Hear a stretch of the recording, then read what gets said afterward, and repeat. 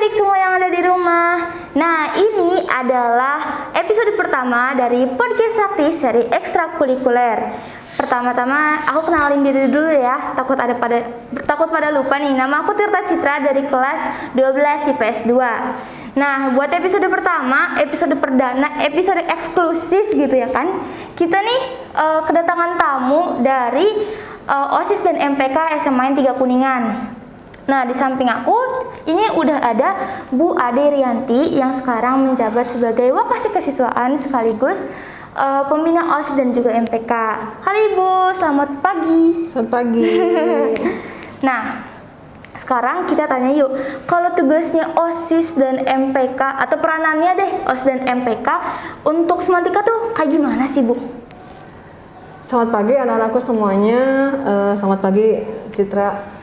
Sebelumnya Ibu perkenalkan kembali, tadi kan Citra juga memperkenalkan kembali, takutnya lupa ya. Iya, takut kita lupa. Terus perkenalan supaya nggak lupa gitu ya. Perkenalkan Ibu dengan Ibu Ade Indriati, kembali Ibu juga mengajar sosiologi ya. Ibu sekarang bertugas menjadi Wakasek di bidang kesiswaan. Tadi pertanyaannya apa? Jadi peranan OSIS dan MPK untuk Semantika. Peranan OSIS dan MPK bagi kami di kesiswaan itu sangat banyak. Oh, banyak banget, Bu. Membantu program kami di kesiswaan dalam menumbuhkan karakter yang baik bagi warga Semantika. Itu. Berarti kalau misalkan menumbuhkan karakter, OSIS MPK juga dia jadi ini ya, jadi modelnya Semantika gitu ya Bu?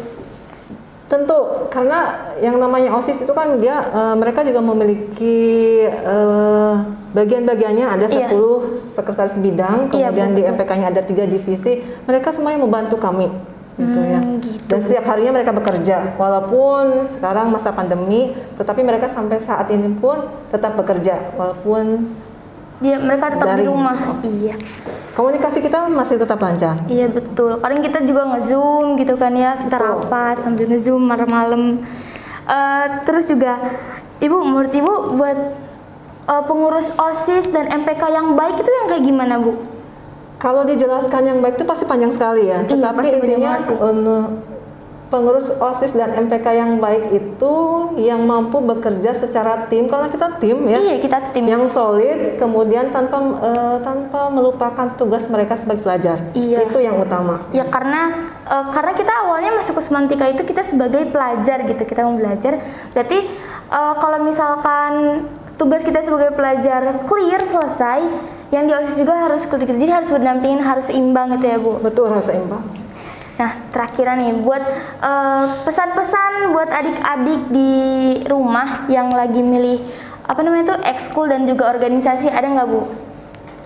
Pesan untuk anak-anakku semua peserta didik baru tahun 2021-2022, Iya. segera daftarkan diri kalian untuk bergabung di OSIS dan MPK Semantika 2021. Wih, mantap. Jadi Ibu sekalian promosi. Iya, kami tunggu. Iya. Nah, kayaknya untuk pembina pertama di episode perdana ini udah cukup. Nanti kita bakal lanjutin dan kita bakal tanya-tanya nih ke para pelaku-pelaku yang ada di lapangan, yaitu para pengurus OSIS dan MPK. Dadah! Nah, tadi kan kita udah dijelasin segala macam gitu kan sama Bu Ade. Nah, sekarang kita bakal nanya-nanya nih tentang OSIS dan MPK yang ada di SMA 3 Kuningan ke akang teteh yang ada di sini. Mungkin dari bajunya kalian bisa membedain mana OSIS, mana MPK. Kita bakal mulai dari teteh OSIS dulu. Teteh boleh perkenalan? Iya, nama saya Delis Putri Kirani, kelas 12 IPA 5, dari organisasi OSIS, jabatannya sebagai ketua 1. Kalau akangnya?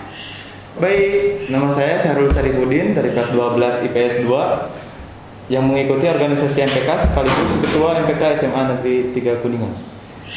Gitu. Jadi yang ini OSIS, yang ini MPK, jangan kebalik ya.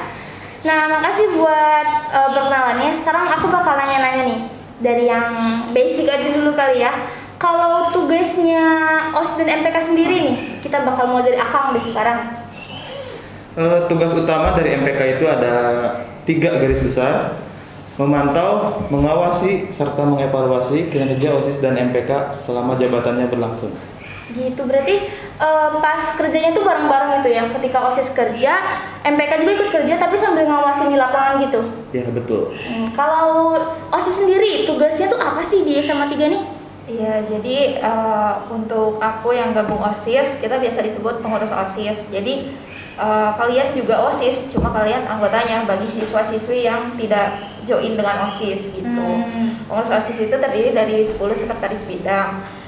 Jadi sekretaris bidang itu biasanya singkatnya sekbid. Jadi bahasanya tuh biasanya sekbid gitu. Ini kita jelasin satu-satu ya. Buat sekbid 1 itu sekbid keagamaan, sekbid 2 itu kepribadian dan budi pekerti luhur, sekbid 3 wawasan kebangsaan dan bela negara, sekbid 4 pembinaan prestasi akademik, seni dan olahraga sesuai bakat dan minat, sekbid 5 pembinaan demokrasi dan hak asasi manusia, sekbid 6 kreativitas, keterampilan dan kewirausahaan, sekbid 7 olahraga, sekbid 8 seni dan budaya, 9 teknologi informasi dan komunikasi, sekbid 10 kebahasaan. Gitu, berarti banyak banget kan, ada 10 sekbid nih.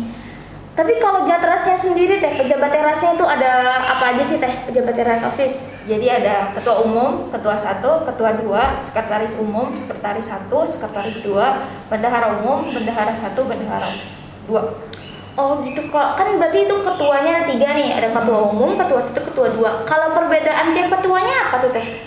Jadi untuk ketua umum berarti ketua yang paling tinggi jabatannya. Untuk ketua 1 tuh bisa dibilang wakilnya ketua umum. Untuk ketua 2 sih, jadi kan kita tuh misalnya satu periode kan ada kelas 10 sama 11 ya. Iya. Jadi ketua 2 tuh biasanya dia tuh mengkoordinir kelas 10-nya gitu. Lebih fokus ke kelas 10. Berarti adik-adik di sini yang lagi nonton nih, mereka bisa nyalon ya jadi ketua 2 ya? Bisa banget. Gitu. Kalau buat MPK sendiri nih, jabatannya kayak gimana sih di MPK? Kalau dari MPK, pertama ada ketua umum, ketua 1, ketua 2, bendahara umum, bendahara 1, sekretaris umum, sekretaris 1, serta humas. Ada juga divisi-divisinya, divisi pengawasan, aspirasi, juga pengadilan. Nah, kan kita tadi udah ngebahas jabatan, terus apa tugas-tugasnya juga nih. Kalau misalkan ada adik-adik yang lagi nonton kan, terus berminat, gimana sih cara joinnya? Yang jawabnya cap cip cup tetehnya. Iya, jadi semua siswa-siswi SMA Negeri 3 Kuningan itu berhak menjadi pengurus OSIS dan MPK asalkan mendaftarkan diri dan mengikuti alur seleksinya. Kalau seleksinya tuh biasanya apa aja sih teh biasanya nih? Biasanya sih ada wawancara ya. Wawancara, berarti pinter-pinter ngejawab dan pengetahuan tentang sekbidnya gitu ya? Iya, jadi harus percaya diri juga gitu. Apalagi yang bisa public speaking gitu harus dikeluarkan bakatnya gitu ya. Kan? Betul. Karena itu bakal dibutuhin banget gak sih Kang? Betul sekali. Karena OSIS dan MPK ini pasti bakalan berurusan terus gitu sama masyarakat Semantika. Jadi kalau misalkan kita bisa public speaking dan kita berani, pede, jadi kita tuh ngobrol dan ngasih informasi ke masyarakat Semantika tuh gampang banget. Gak ada yang namanya malu kayak gitu, nggak ada gitu teman-teman. Nah, selama jadi OSIS MPK nih, hal menariknya apa sih? Kita mulai dari Teteh deh. Oke, jadi buat aku pribadi sih hal menariknya yang pertama itu bisa jadi panitia event-event di sekolah gitu, bisa ngerancang, bisa ngelaksanain dan bisa mengevaluasi juga kegiatan yang ada di sekolah gitu. Jadi kita kayak tahu gitu, kayak kita mau bikin acara gede, acara lomba ini itu, kita tahu tahapannya dari mana, dari bikin proposal, terus kita ngajuin kayak sponsor gitu, segala macam tahu gitu ya. Iya betul. Acara besar yang kayak gitu tuh contohnya apa sih teh? Untuk online sekarang mungkin kita terbatas juga ya, jadi semuanya serba online gitu. Kalau menurut aku yang cukup besar di online kemarin itu ada Pekan Kreativitas Semantika. Berarti Pekan Kreativitas Semantika itu adalah salah satu program yang dendam. Iya, tendang gitu. Sangat tendang gitu, sampai panitianya ketendang. Iya. Kalau buat MPK sendiri nih, ada program yang nendang nggak? Yang menurut kamu nih paling menarik buat dilakuin gitu? Kalau dari MPK-nya sendiri, hal yang menarik itu, walaupun MPK adalah sebuah organisasi, tapi bisa dibilang organisasi yang cukup santai, tapi progresnya yang sesuai. Oh gitu, jadi alon-alon tapi kelakon. Betul sekali. Setelah 2 tahun jabat nih, udah mau 2 tahun kan dari kelas 10, sekarang udah kelas 12 gitu. Rasanya tuh kayak gimana jadi OSIS dan MPK dari Akang? Boleh? Kalau dari MPK rasanya itu capek-capek sedap gitu. Capek-capek sedap. Tapi semua capek-capek itu nanti bakal jadi pengalaman yang berharga gitu kan ya. Bahkan untuk saat ini atau saat nanti. Iya. Jadi manfaatnya itu bakal kerasanya nanti ketika kita sudah bermasyarakat, udah apa ya, kayak kalian kuliah gitu kan, ataupun sekarang udah kerasa juga gitu. Ya, betul. Contohnya apa Kang? Contohnya dari soft skill kayak public speaking, manajemen waktu, dan masih banyak lagi. Iya. Nah, buat tetehnya sendiri nih, kalau rasanya sudah menjadi OSIS gitu kan, pengurus OSIS selama 2 tahun tuh kayak gimana sih teh rasanya? Iya, campur aduk sih ya, capek ada tentunya gitu, dan senangnya juga ada gitu. Jadi pokoknya balance lah semuanya gitu. Jadi aku juga senang gitu bisa berorganisasi selama 2 tahun ini gitu, karena ini tuh pengalaman yang berharga betul, karena apa ya, orang yang hebat terlahir dari kebiasaan yang hebat. Buset, keren banget kata-katanya. Kasih aku mah. Nah teh, kalau tadi kan dibilang ada pengalaman yang seru-seru gitu kan ya, ada yang apa namanya tuh menyenangkan gitu. Itu apa sih teh contohnya tuh? Bagi aku pribadi sih bisa tergabung sama forum OSIS daerah sama forum OSIS Jawa Barat. Teteh anggota Forum OSIS Jawa Barat? Iya, Keren kebetulan banget. aku pengurusnya. Buset. Kalau yang sedihnya sendiri tuh? Sedih. Yang sedih? Iya. Kenapa tuh kalau jadi pengurus OSIS sedih. bisa sedih?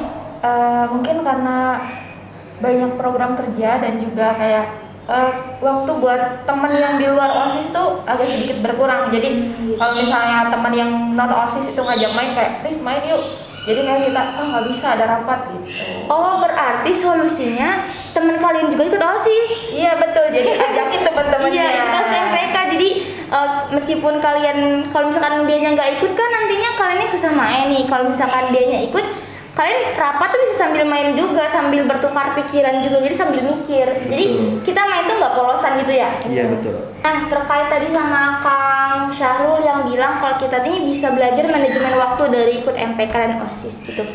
Nah, kira-kira cara manajemen waktu antara belajar dan sebagai anggota organisasi atau pengurus organisasi itu gimana sih? Kalau dari saya sendiri, cara manajemen waktunya, kalian buat to-do list dan skala prioritas, mana yang lebih penting, mana yang penting. Kalau buat tetehnya sendiri gimana sih cara manajemen waktu? Ya kemungkinan aku juga sama seperti Kang Sarul, membagi skala prioritas juga. Tapi kadang-kadang aku ada di posisi yang semuanya sama-sama penting. Jadi kan tidak melulu pengurus OSIS dan MPK itu sibuk ya. Iya. Jadi kita juga nggak selalu ngerjain program, nggak selalu rapat-rapat terus. Jadi Iya, betul. ada minggu-minggu kita santai juga gitu. Jadi biasanya aku sih kalau misalnya Senin sampai Jumat aku ngurusin OSIS atau enggak ngerancang suatu acara, Iya. itu Sabtu minggunya aku isi dengan belajar, isi dengan mengejar ketertinggalan aku di kelas. Berarti Sabtu minggunya kita geder gitu ya, Iya. biar sama-sama seimbang lah gitu. Nah, buat terakhiran nih, aku bakal nanyain pesan-pesannya buat adik-adik kelas 10 yang lagi nyari organisasi dan ekskul buat join gitu. Mungkin mau promosi sekalian kan ya? Ya boleh dari tetehnya deh. Oh, boleh dari Akang. Pesan dari saya untuk teman-teman kelas 10, masa-masa yang paling indah itu adalah masa SMA. Jadi jangan buang-buang masa indah itu dengan hal yang sia-sia. Iya, jangan cuma scroll TikTok aja ya. Betul. Iya, kalau dari tetehnya sendiri nih. Mungkin buat teman-teman kelas 10 sekarang lagi bingung banget ya, sama calon peserta didik juga bingung nyari ekskul kemana nih gitu. Jadi menurut aku mah dari hati kalian gitu, kalian pengennya kemana? Kalau misalnya kalian pengen ke OSIS segera wujudkan, pengen ke MPK juga diwujudkan, karena pokoknya ini tuh kesempatan yang sangat berharga banget bisa tergabung sama organisasi di SMA. Gitu. Nah, kayaknya